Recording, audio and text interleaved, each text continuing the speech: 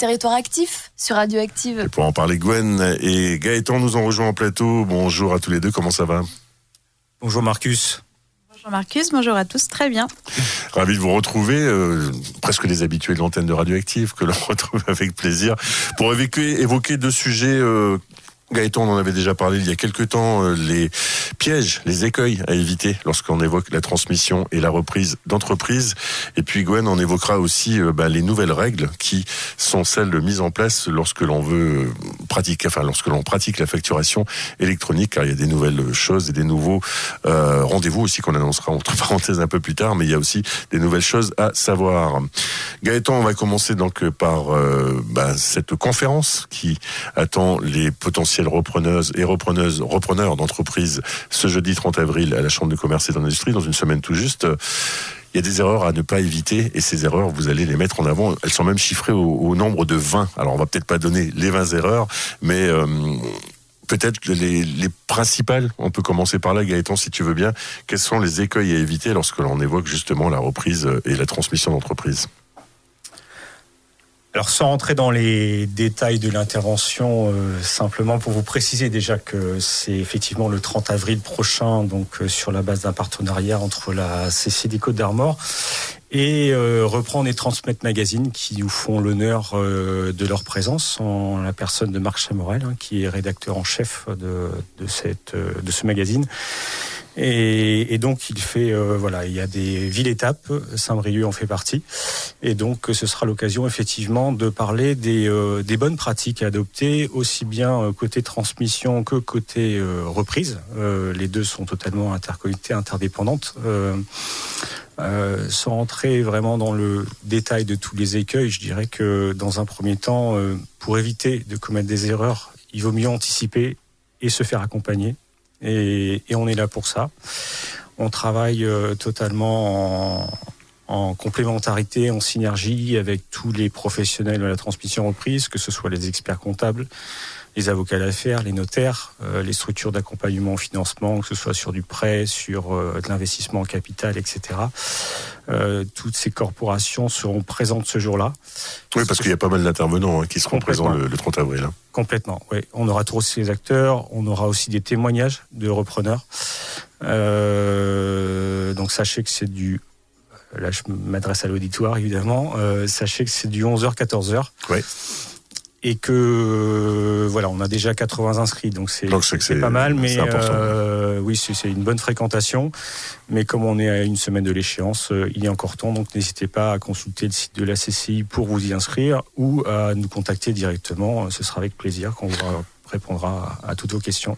Du coup, effectivement, aujourd'hui, je ne vais pas faire un grand dessin sur la situation mondiale, la situation économique. On est quand même vraiment touché de plein fouet. Les chefs d'entreprise sont touchés de plein fouet par toutes ces augmentations de l'énergie, par exemple. Effectivement, c'est aussi quelque chose qui sera abordé à l'occasion de cette conférence, parce que à la Chambre de commerce et d'industrie, vous êtes un peu à la pointe de l'actualité économique des Côtes-d'Armor, ça va de soi. Est-ce que justement, ça aussi, ces paramètres-là vont peut-être bloquer, vont peut-être freiner des reprises et des cessions d'entreprise, ou alors faut quand même y aller, faut oser y aller malgré tout?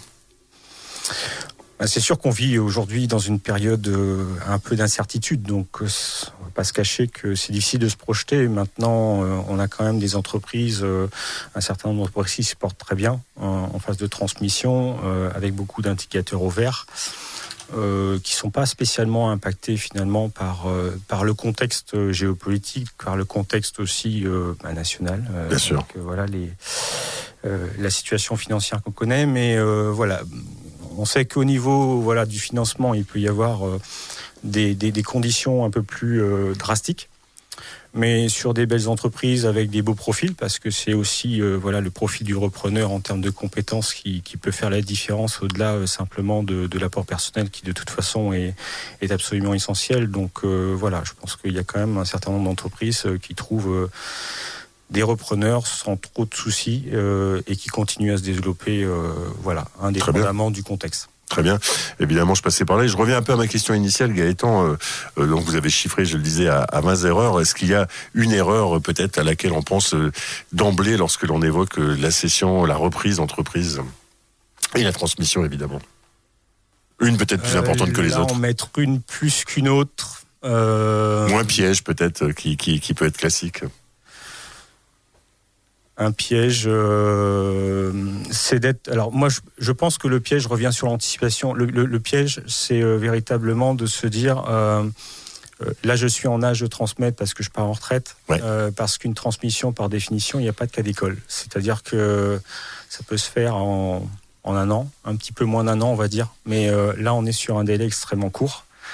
Donc ça veut dire que ça peut être parfois 2 ans, 3 ans. Donc il faut véritablement anticiper. Et je pense que ça, c'est le piège qu'il faut éviter, c'est de s'y prendre au dernier moment. Oui, c'est déjà l'un des premiers pièges et l'un des premiers sujets qui sera abordé. Gwen, évidemment, je te pose la question. On évoquera tout à l'heure les nouvelles règles autour de la facturation électronique, mais justement, aujourd'hui, on sait qu'il y a un véritable un changement de paradigme, je dirais tout simplement, lorsque l'on évoque l'entreprise, lorsque l'on évoque effectivement des pratiques à faire évoluer.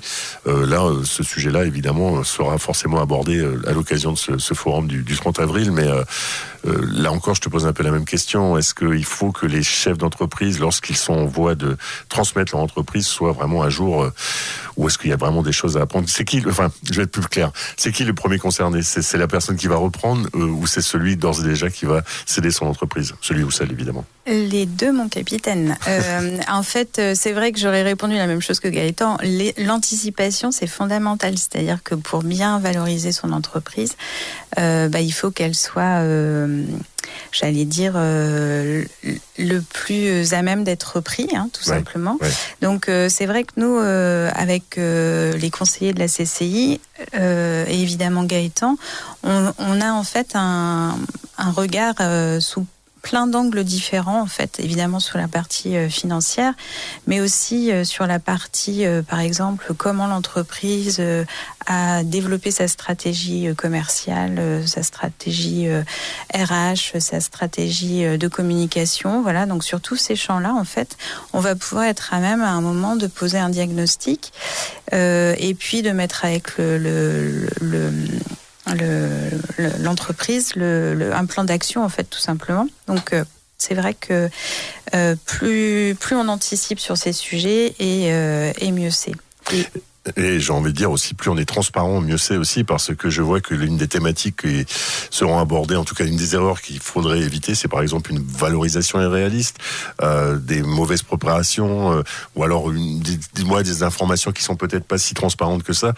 Finalement, ça retombe sur la tête des entrepreneurs si jamais ça se passe pas bien, ou si jamais il y a des choses qui sont un petit peu dissimulées, quoi, Gaëtan.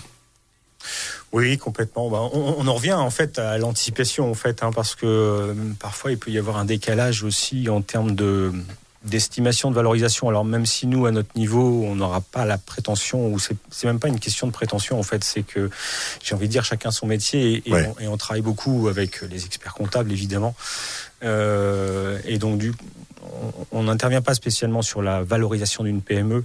Non, mais enfin, aussi de manière volontaire, parce que... Ce que je veux dire, c'est qu'il ne faut pas dire qu'on est plus beau que l'on est, quoi. C'est un peu ça, quoi. Voilà. Mais ce que je veux dire par là, c'est que dans l'anticipation, il y a aussi cette question de trouver le bon prix. Parce qu'il peut y avoir la vision du cédant qui a consacré parfois toute une carrière dans son entreprise. C'est un peu son bébé. J'en reviens un petit peu à la fête dont j'avais parlé la dernière fois. Mais, et le repreneur, lui, il est entre guillemets dans l'instant présent. C'est-à-dire qu'il va s'appuyer sur l'existant, sur des chiffres. Sur les leviers de développement et parfois ça peut créer un écart finalement en termes de valorisation financière. Donc il faut prendre ce paramètre en compte, parce que la négociation c'est une partie importante du temps qui s'écoule entre l'identification d'un repreneur et une concrétisation vraiment officielle.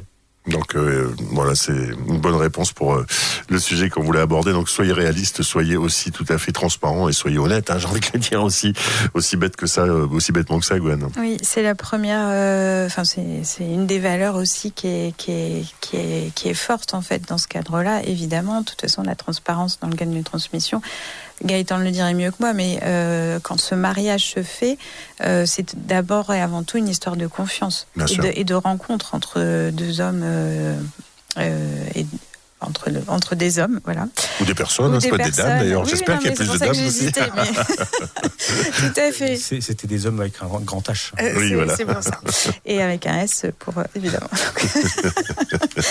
Mais oui, c'est vrai que cette notion de valeur aussi, c'est ça. Je pense que ce qu'apprécient beaucoup les personnes qui travaillent avec Gaëtan, c'est pas parce qu'il est à côté de moi que je dis ça. Ça va, il rougit pas. C'est le côté justement transparence, confiance et confidentialité. C'est-à-dire qu'évidemment, ça fait partie.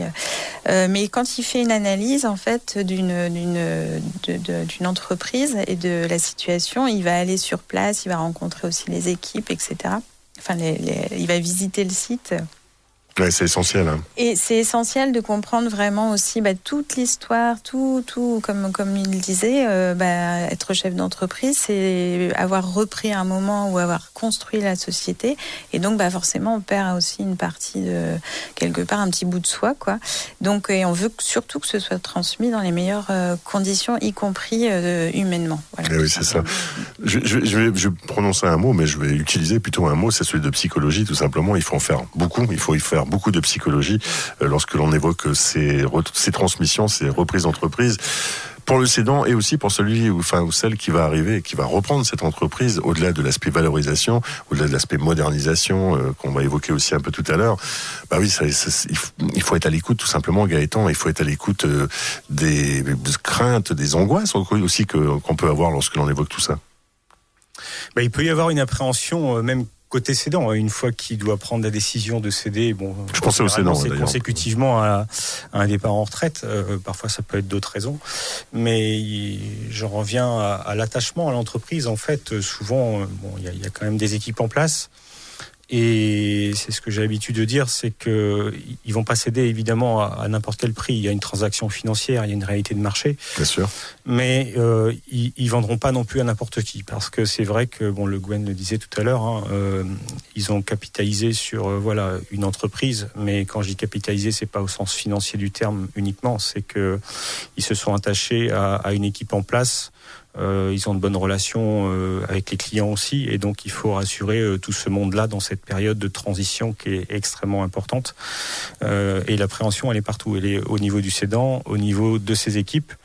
Et donc, c'est important aussi de communiquer auprès des équipes en place. Donc, nous, à notre niveau, on a aussi, parce que moi, je suis conseiller de transmission, mais voilà, j'ai des collègues qui interviennent sur des sujets qui relèvent d'expertise. Et je pense notamment à cette phase essentielle dans la vie d'une entreprise qui est la transmission, c'est la transition RH. Oui. Bien préparer les salariés, on en a parlé il y a un petit mois. Comment communiquer, et c'est vrai que Nathalie notamment. Oui, complètement. Nathalie qui intervient sur le sujet, donc faut pas hésiter non plus à nous solliciter sur un sujet comme celui-là. Ouais. En plus, si je peux me permettre, on est effectivement en train d'ouvrir un dispositif spécifique avec la DRETS de Bretagne pour développer justement, accompagner spécifiquement les entreprises dans le cadre de leur transmission sur la partie RH. Ouais. Donc en gros, on va avoir 3 axes. On va travailler vraiment sur comment communiquer quand et comment communiquer avec les salariés. Au début, évidemment, c'est confidentiel, mais à un moment, comment on peut éviter les éléments de stress ou liés à la résistance au changement. Cette partie-là, c'est aussi avoir quelque chose d'assez carré en termes de process RH. C'est-à-dire sur le plan réglementaire, est-ce que ma DURP est carrée, est-ce que mon règlement intérieur, on le revoit, mais aussi est-ce que j'ai un process sur les entretiens d'évaluation, est-ce que j'ai un process sur le recrutement, sur le onboarding, donc l'intégration des nouveaux. Et le troisième volet qui est très important, c'est comment finalement dans l'entreprise, le fait qu'il y ait du mouvement, puisque le dirigeant part, oui. Comment on peut envisager évidemment son remplacement et quelles ressources en interne ou avec le cédant, le repreneur, pardon, quelles ressources en interne on peut mobiliser. Donc en fait, on est tout ce qui touche autour de la montée, de l'évaluation des compétences, de la montée en compétences aussi, et éventuellement de la formation de certaines personnes qui pourraient évoluer au sein de la société. Voilà. Ouais, c'est essentiel. Voilà. Donc on est sur ces 3 volets et c'est un champ un peu expérimental pour nous, mais en même temps, comme le disait Gaëtan, en s'appuyant sur les compétences des équipes et évidemment l'écoute et la disponibilité qu'on peut avoir dans nos services. Et puis je dirais l'humain, tout simplement, c'est un peu ce qu'il dit ici Gwen, c'est que la valeur humaine d'une entreprise, c'est quand même très important, c'est peut-être même le plus important, et c'est aussi pour ça, Gaëtan, que lorsque tu vas dans une entreprise, non seulement tu rencontres les chefs d'entreprise, les personnes qui sont susceptibles de reprendre cette entreprise, mais aussi et avant tout peut-être les salariés. Oui. Alors je rencontre beaucoup les cédants, on va dire, les gérants. Après, tout dépend s'ils ont déjà communiqué ou pas auprès de leurs salariés. Ouais. Mais par contre, on voit bien, justement, je reviens à ce que tu disais tout à l'heure, c'est on parle même pas trop on parle de valorisation, bien sûr. Ils vont dire voilà telle prix de cession, mais à un moment donné, le sujet qu'ils abordent, c'est je suis attaché à mon équipe. Il ne s'agit pas d'avoir un clone du chef d'entreprise, puisque ça n'existe pas. Mais globalement, on voit que c'est quelqu'un qui porte des valeurs, et ce qu'il veut, c'est un profil de repreneur qui partage les mêmes valeurs. Donc du coup, moi, ça me permet aussi de voir, au travers d'une conversation avec un cédant, ce que je ressens de la personne, pour me dire après, quand je qualifie des contacts de repreneurs, est-ce que ça peut matcher ou pas ? Est-ce que humainement ça peut matcher ou pas ? Parce que c'est ce que tu disais tout à l'heure et c'est ce que disait Gwen tout à l'heure.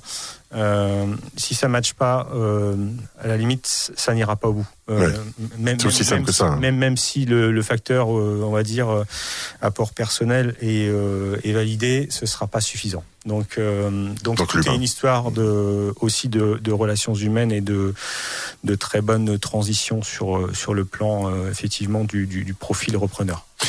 Avant de se faire une rapide pause, une question quand même me vient à l'esprit. Est-ce que une véritable valeur ajoutée pour une entreprise, c'est d'avoir tout simplement un réseau ? Alors c'est dit comme ça paraît très simple, mais lorsque une personne, quelqu'un veut reprendre une entreprise, forcément il va retrouver un réseau. Est-ce qu'il y a des warnings là-dessus ? Est-ce que les cédants, par exemple, leur disent oui, moi je travaille d'une telle manière depuis X temps, il faut faire attention à ça, ou alors le conseil de la Chambre de commerce et d'industrie que vous représentez, c'est plutôt de dire faut évoluer.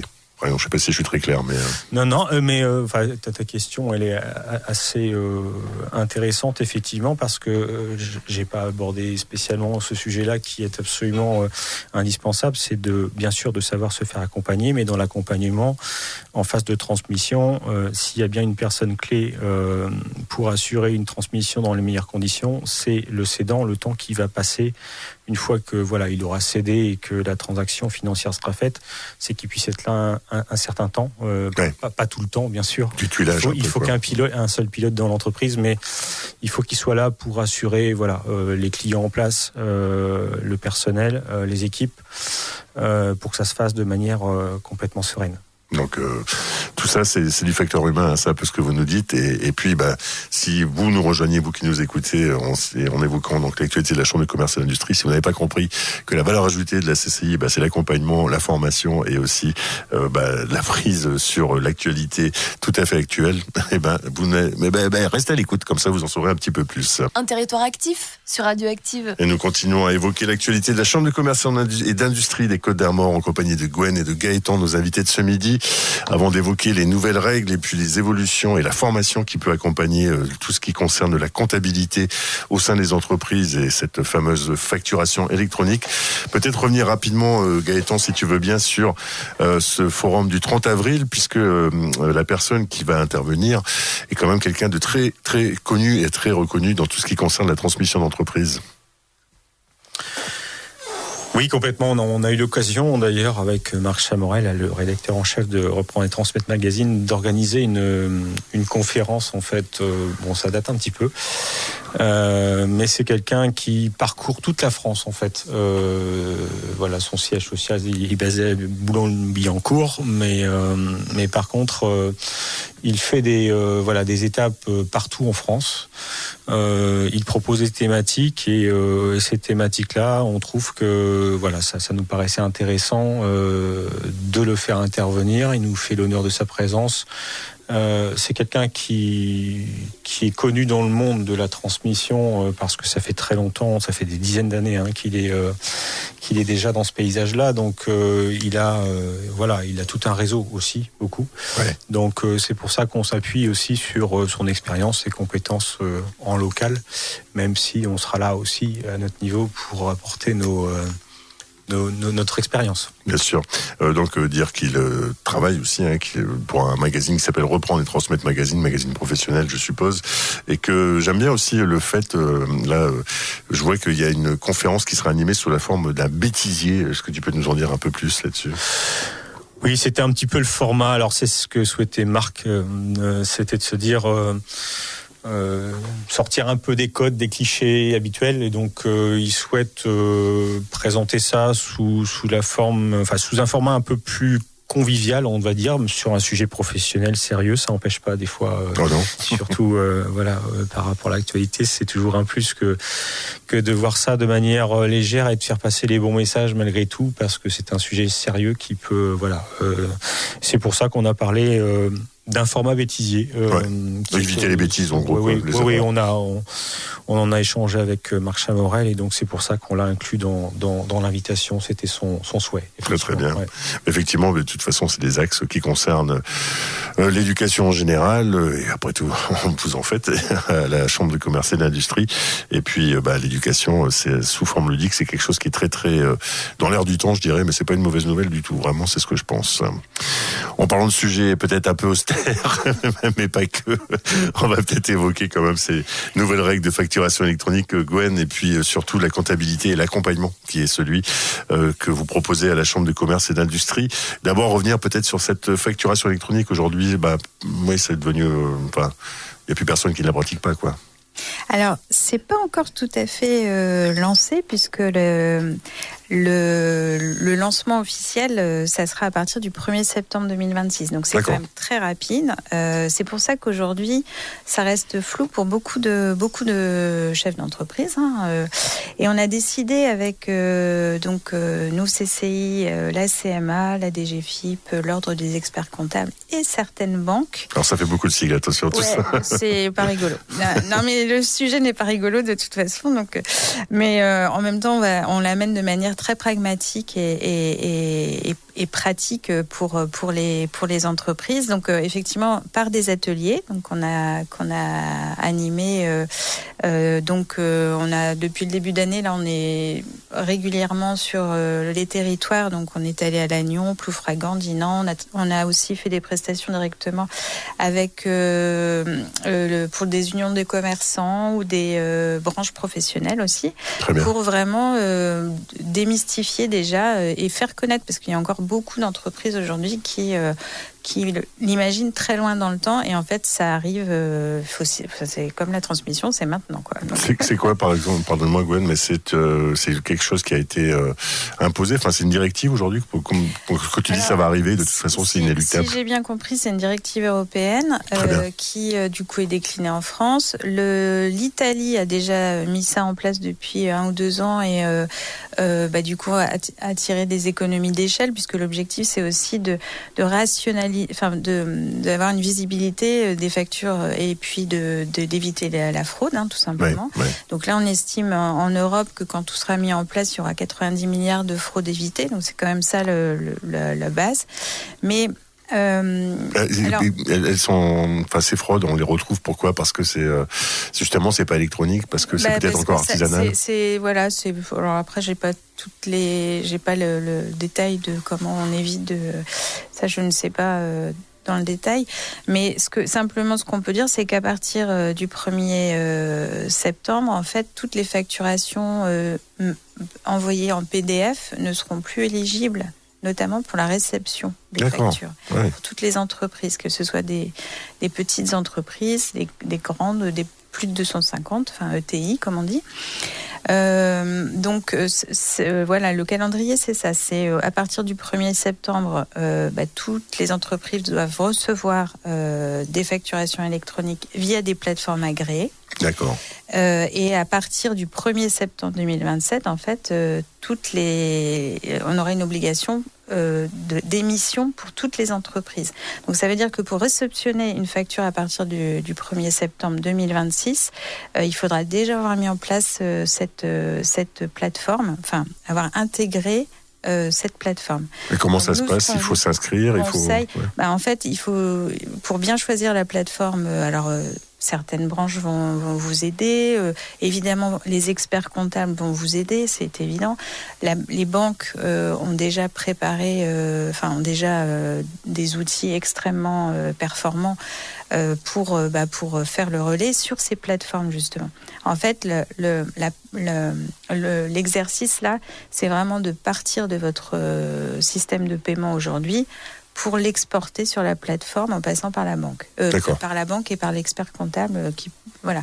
Donc le tout est de mettre ça en musique. Ça peut sembler un peu compliqué, notamment pour les gens qui sont pas très à l'aise avec le numérique, ce qui arrive pour certains, ça peut sembler compliqué, mais en réalité, il y a des outils vraiment qui sont pratico-pratiques et qui permettent que ça se passe de manière beaucoup plus fluide. Oui. Voilà, donc en gros, ça va être une obligation légale de toute façon qu'il faut anticiper. Et là, vous proposez à la Chambre de commerce et d'industrie d'accompagner les entrepreneuses pour être à l'aise avec tout ça, quoi. Voilà. Et c'est vrai que on voit ça vraiment comme une contrainte, mais il y a des gains quand même administratifs, parce que finalement, une fois que c'est comme tout changement, on va avoir par ce biais-là une réduction des erreurs de toute façon, du gain de temps, une meilleure visibilité, un meilleur pilotage aussi de la part des entreprises, des automatisations aussi au niveau de la comptabilité qui sont tout à fait possibles sur des doubles saisies, enfin des rapprochements bancaires, des choses comme ça. Donc ça va aussi sécuriser les échanges. Donc en fait, je ne vais pas rentrer trop dans le détail parce que déjà je maîtrise pas tout, mais quand même ce qui ressort des entreprises qui l'ont déjà utilisé, parce que par exemple dans le secteur agricole c'est déjà utilisé depuis un certain temps. D'accord. Donc en fait c'est ce qui ressort, c'est que finalement c'est un passage un peu compliqué, comme quand on cherche de logiciel, quand on change de mais une fois qu'on l'a passé, c'est quand même un confort. Voilà, faut bien avoir ça en tête. Et pour répondre à ta question, c'est vrai qu'on a mis en place des ateliers. Donc comme je disais tout à l'heure, donc on a à peu près 300 entreprises, notamment avec la CMA pour lesquelles on a fait des ateliers d'une heure, un peu plus d'une heure, pour présenter justement les échéances, les dispositifs, le pratico-pratique. Et on en a d'autres à venir. À l'Oudéac, Lamballe et Guingamp, donc j'en parlerai peut-être un peu après. Oui, la Chambre de Commerce, vous vous déplacez sur place, quoi. Ouais. Et en plus, donc là, la CCI propose ces ateliers-là, mais avec le pôle formation CCI, donc l'organisme de formation. Il y a aussi des formations qui sont proposées.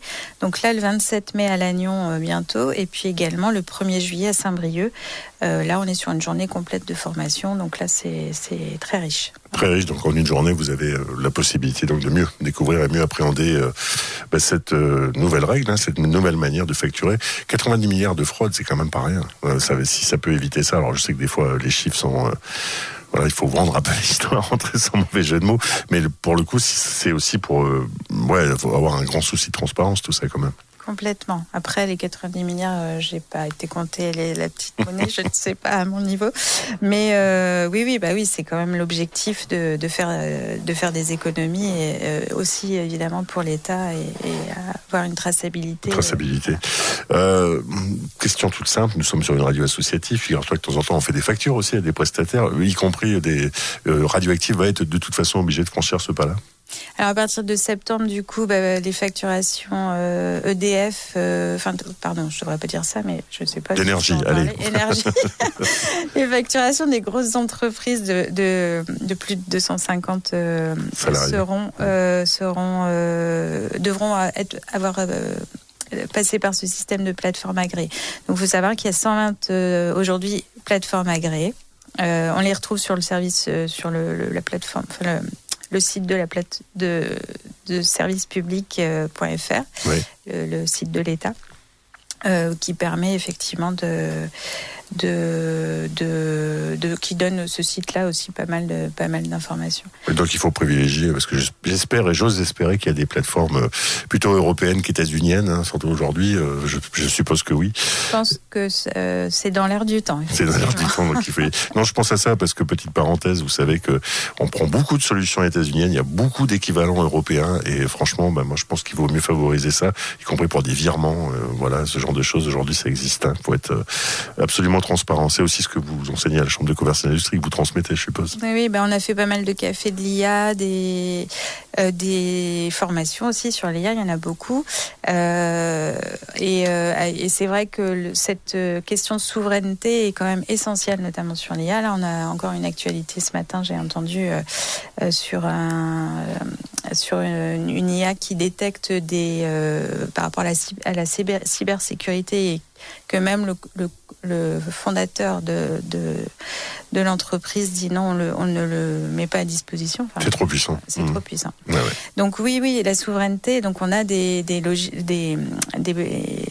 comment on appelle ça, des solutions IA qui sont effectivement françaises ou européennes et qui sont plus sûres. On a aussi et qui sont cadrées dans le cadre du pacte IA. Voilà. Très très bien, c'est important. Ça, c'est des sujets que vous abordez aussi lorsqu'on évoque la transmission, parce qu'on a beaucoup parlé d'humain, et c'est très bien d'ailleurs, Gaëtan tout à l'heure, mais c'est vrai que voilà, toutes ces nouvelles technologies, on sait que les acquéreurs qui vont acheter une entreprise doivent être aussi au courant de tout ça. Ça, c'est des sujets que tu abordes aussi. Pas tellement, moi, à titre personnel. Après, ce serait plus effectivement en interne, au travers de formations, etc. Tu suggères c'est pas mon cœur de métier, même si c'est forcément un sujet que j'aborde, parce que c'est un sujet qui s'inscrit dans l'air du temps.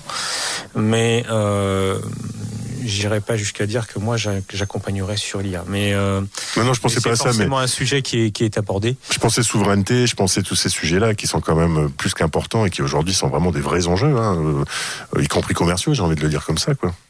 Complètement. Oui, c'est vrai que nous, on a aussi des partenaires dans les agglomérations qui sont assez sensibles à ce que, quand il y a une reprise, ce soit des entreprises ou des porteurs des repreneurs qui ne repartiront pas d'ici 2-3 ans, quoi. Ouais. Et on est très vigilant aussi à ça. Après, nous, on n'a pas tout en main, mais il est évident que ça fait partie du regard porté par certaines collectivités, notamment, qui peuvent financer aussi l'arrivée de certains sur les territoires. Exactement, parce que ce sont des enjeux qui sont quand même très très très importants, en tout cas.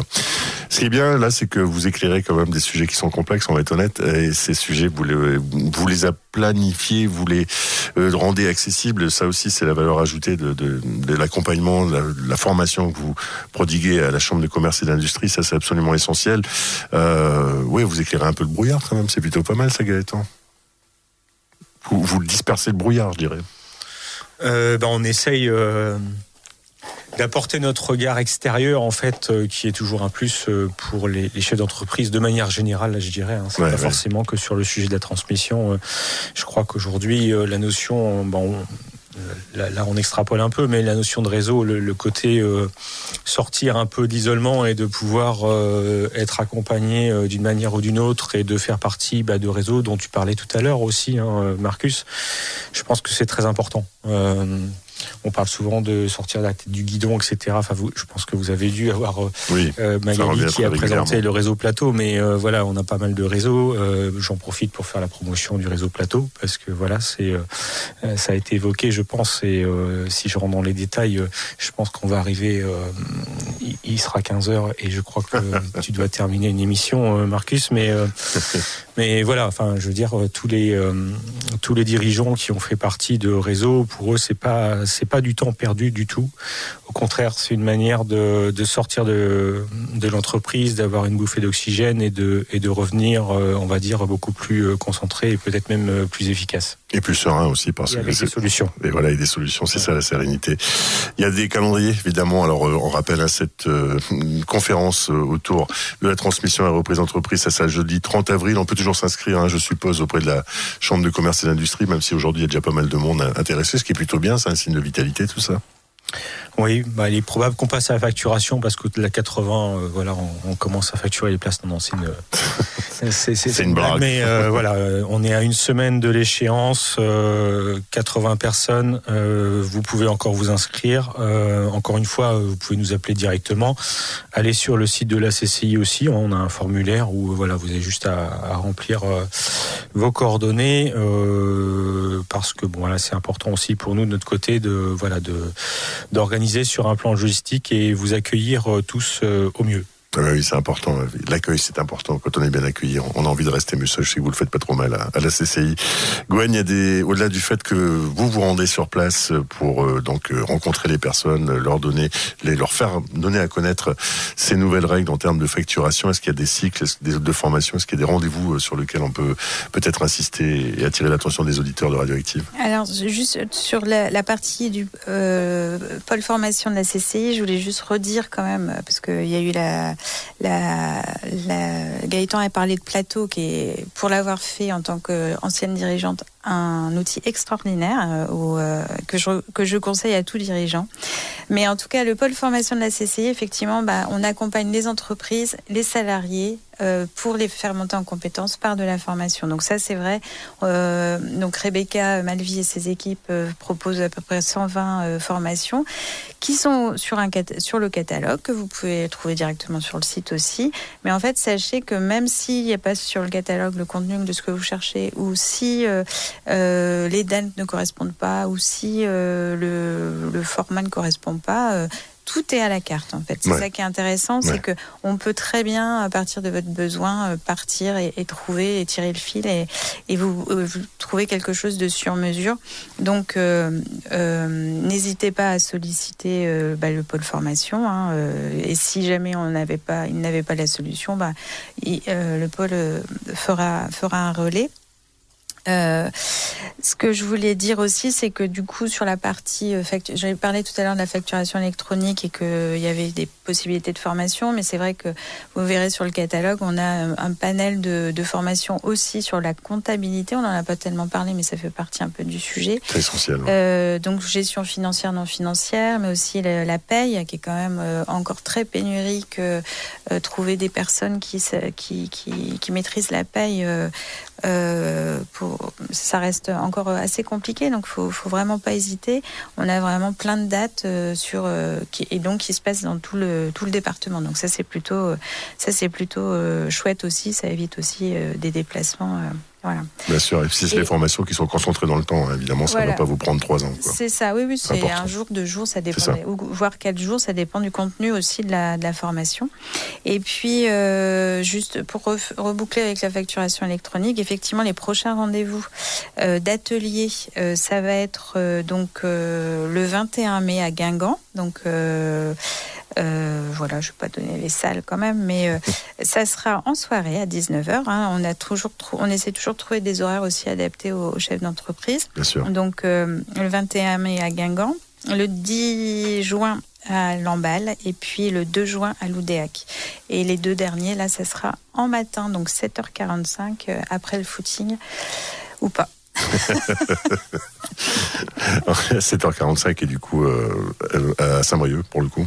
Alors du coup, non, là ça sera le 2 juin et le 10 juin. Donc le 2 juin c'est à Loudéac et le 10 juin c'est à Lamballe.